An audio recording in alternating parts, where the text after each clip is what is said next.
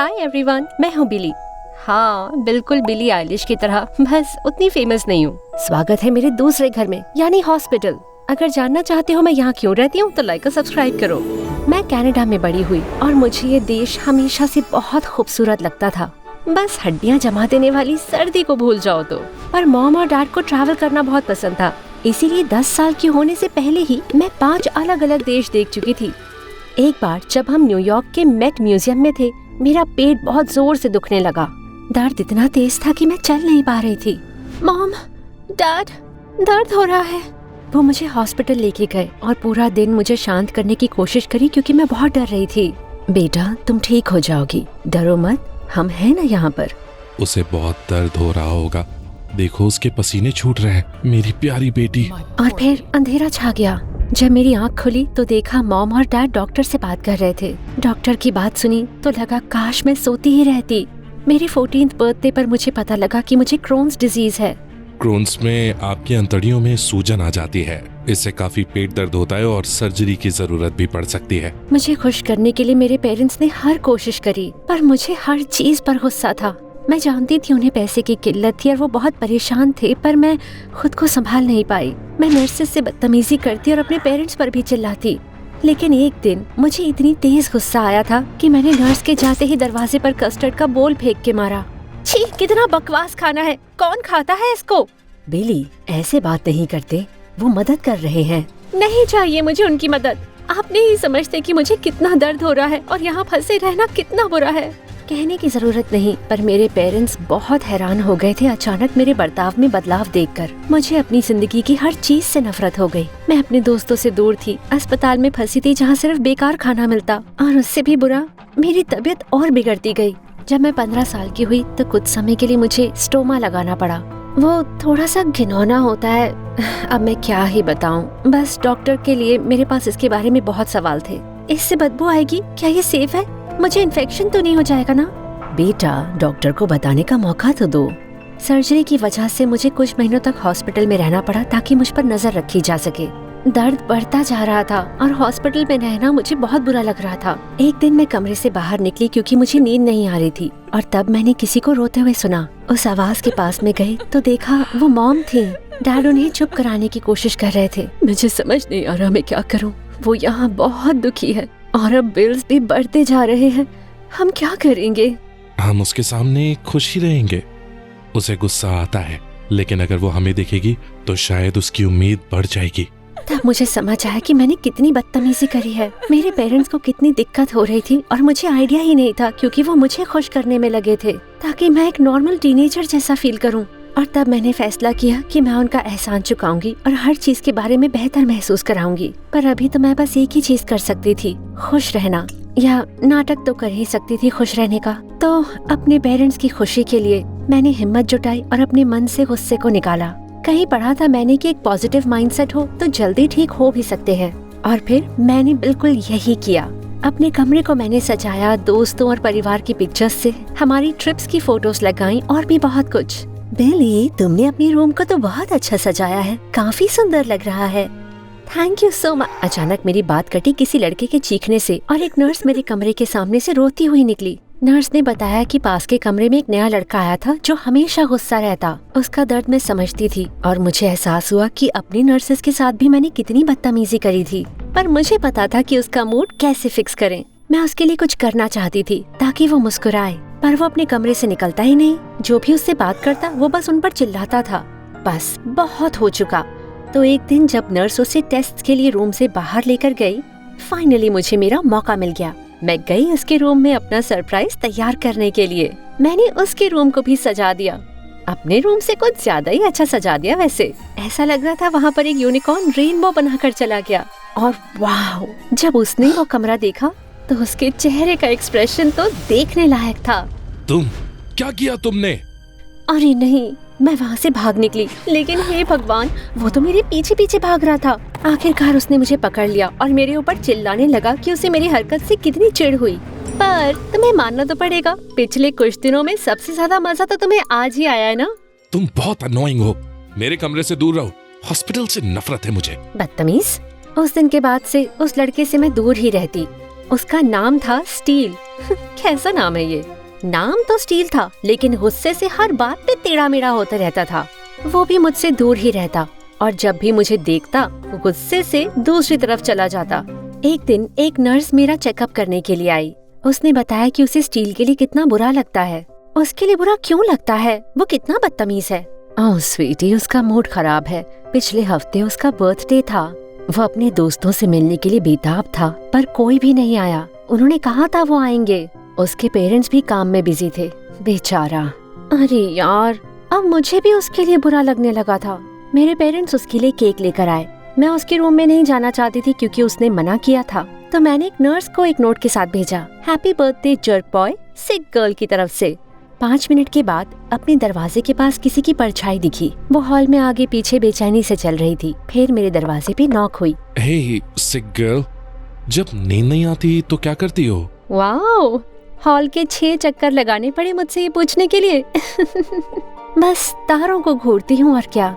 उसने मुझे देखकर बस आंखें घुमाई। मैं उसके पास से निकली, उसका हाथ पकड़ा और अपनी फेवरेट जगह पर ले गई। हमारे बॉटल्स और नोटबुक्स टीनेजर्स के लिए बेस्ट हैं। डिस्क्रिप्शन में जरूर देखें। हम कोर्टयार्ड पहुँचे। बेंच पे बैठ के तारों को देखने लगे। आई एम सॉरी, बात यह है कि मुझे अच्छा नहीं लगता हर चीज को मिस करना। क्यों है मुझे ये बीमारी? मैं अपनी उम्र के बाकी बच्चों की तरह अपनी लाइफ एंजॉय क्यों नहीं कर सकता? ये फेयर नहीं है। शुरुआत में मैं भी तुम्हारी तरह थी, पर फिर मुझे एहसास हुआ कि मेरे पेरेंट्स मेरे लिए इतना कुछ करते हैं। मैं बस इतना कहना चाह रही हूँ कि तुम्हारे पास जो नहीं है उस पर फोकस मत करो। मतलब देखो, तुम्हें मेरी जैसी अमेजिंग लड़की से मिलने का मौका मिला। इससे अच्छा और क्या हो सकता है? तुम इतनी पॉजिटिव कैसे हो? कैसे करती हो खुद को डिस्ट्रैक्ट इस दर्द से? अगर खुश रहने के लिए सब कुछ ठीक होने का इंतजार करोगे तो पूरी जिंदगी इंतजार करते रहोगे। तो मैंने खुद के लिए एक लक्ष्य बनाया, एक मिशन। कैसा मिशन? मैंने पहले किसी को ये बताया नहीं है। ओह अच्छा, मुझे बताने की जरूरत नहीं है। नहीं, कोई बात नहीं। इस पर मेहनत करने के लिए मोटिवेशन भी तो चाहिए। तो सुनो, मैं एक फाउंडेशन शुरू कर रही हूँ जो बीमार बच्चों के पेरेंट्स की मदद करेगा, ताकि उन्हें बिल्स की चिंता ना करनी पड़े। वाह, ये तो काफी अच्छा है। अगर चाहो तो तुम्हारी मदद कर सकता हूँ। एक बार जब ये शुरू हो जाए तो तुम्हें ज्वाइन भी कर लूंगा। हाँ, मुझे सारी मदद की जरूरत होगी।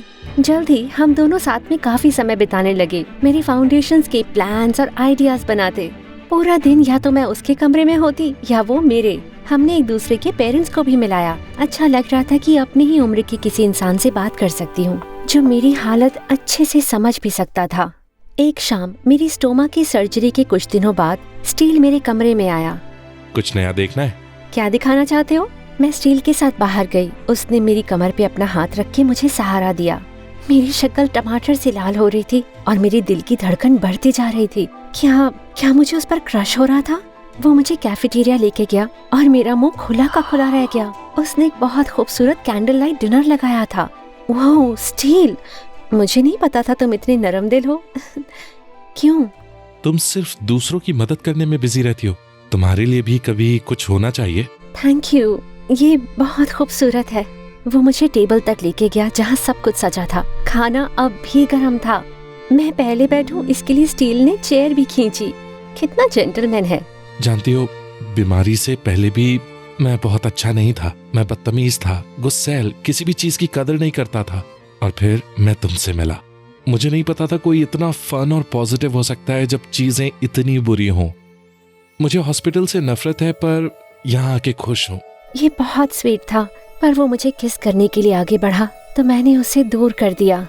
स्टील, हम किस नहीं कर सकते, तुम बीमार हो जाओगे। उसका चेहरा देखकर मेरा दिल टूट गया, तो मैंने अपना हाथ उसके हाथ पे रखा और वो मुस्कुराया। अगले दिन मेरी नींद खुली एक बड़ी सी मुस्कान के साथ। पिछली रात तो जैसे एक सपना थी, जैसे कोई फेरी टेल हो।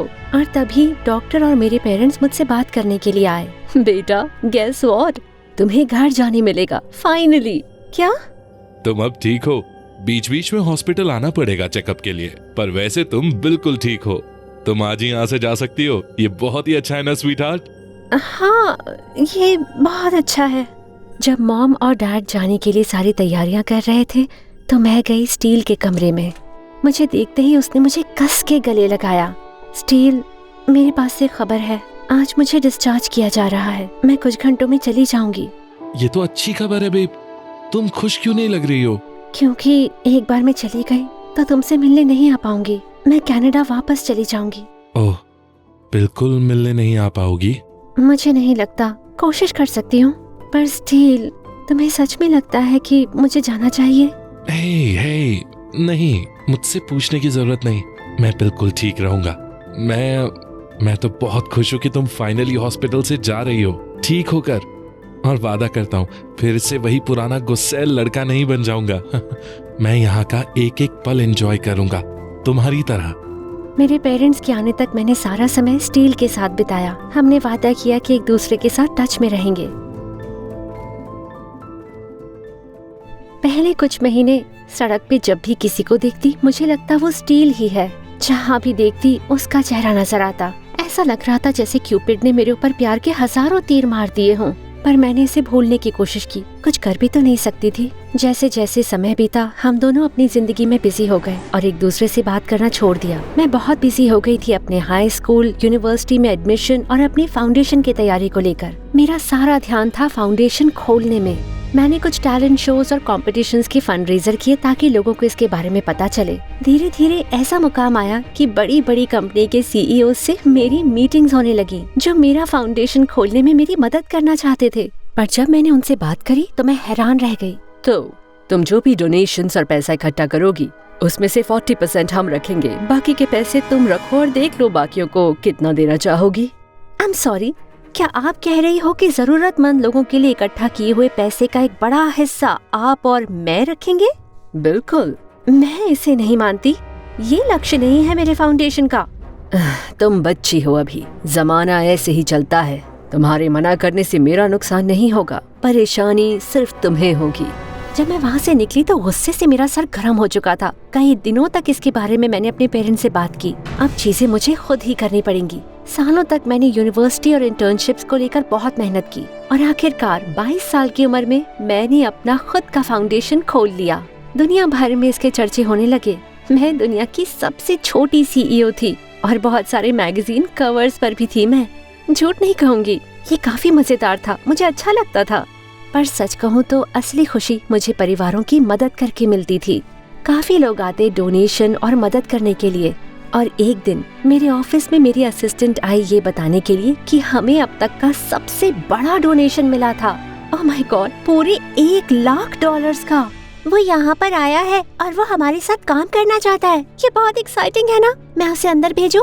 1,00,000? हाँ बिल्कुल।